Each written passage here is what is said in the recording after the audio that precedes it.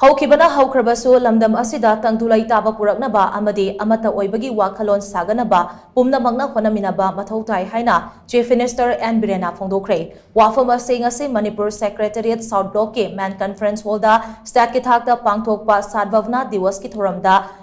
Chief Minister N Biren phongdokkhibani India ki hanagi Prime Minister Rajiv Gandhi ki mapok numit ka mari lainana state thakta lenga ke maru oiba Minister MLA Singh Police amadi civil gi makok thongba official kyana saru yaduna pangthokpa sadvavana diwas ki thoram aduda Chief Minister N Biren hai miyam gi fanaba khanba haibasida Rajiv Gandhi na achetpa thajaba thamki luchingba se gi mapok numit ki thoram ase singthaninga oiba amane purumasal gi marakta amatta oibagi wakhallon puraknaba hotnabada ngasi gi thoram asina hena mapangal haplagani ngasigi yamna maru oiba numit asida furup masal amata oina hingminaduna apunbagi saktam ngakminnanaba wasak lauduna lakli ngasi su wasakasi aikoina punna lauminaduna amata oibagi saktam sagatminasi malemgi chawkhalaba leibak singi marakta ama oiriba India da pamdaba thodok sing hek thoktabadi nate thodok singa sina sakhalam jelda tabtha hanbada natana apunbagi saktam da khurau ama su thanghali malemgi chawkhalam jelda thong manana chatke hairabadi aikoi masal gi marakta leinariba thajanadaba kanglo furup khaktaki oiba apikpo wakhallon thadokpa mathou tai houkhrabathi houkhre haina lauduna amata oina changchin minaduna nungsi chanana hingminnabana hena maru oi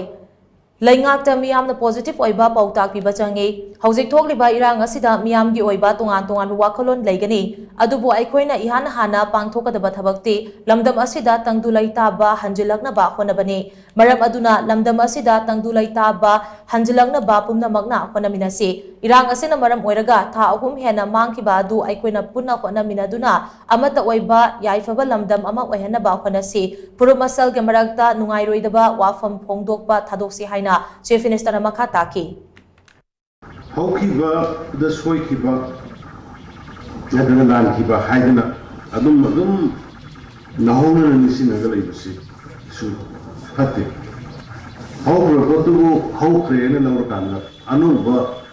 lakada punsi mai olda koi sapu thola namde nusi sanana koi amatoina sangsin minana bapana budu madu lekena maroi hanagi mangba thawum mani mangba matam sugalaga Manipuri nahan hajibu sai taruk sida Manipuri salamiba lamjen saput thorami lamjen aikhoi amatu oibagi wakhallon singdam gi khena balerum ba development da hill valley khairam ba amatu oina community khudi mai khoi join chalam ba madugi lamjen ro ko amana pick up program thukta masida akhoi mayam gi oiba punbagi sajok chami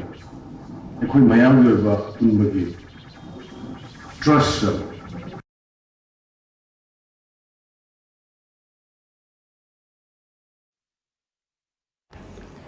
Amaromda Assembly mifam pangthoknabagi matang amadi thasigi taramanga gi Independence Day numita Churachandpurda afaba makhagi khulai paiduna perachat khiba dugi matangda paumi singna hangba wahangi paukom piraduna Chief Minister N Biren hai Assembly mifam adumak phamgani thasigi taramanga gi Independence Day numita Churachandpurda pangthokhiba thoram adugi matangda lengang investigation sathari haina Chief Minister namakha taki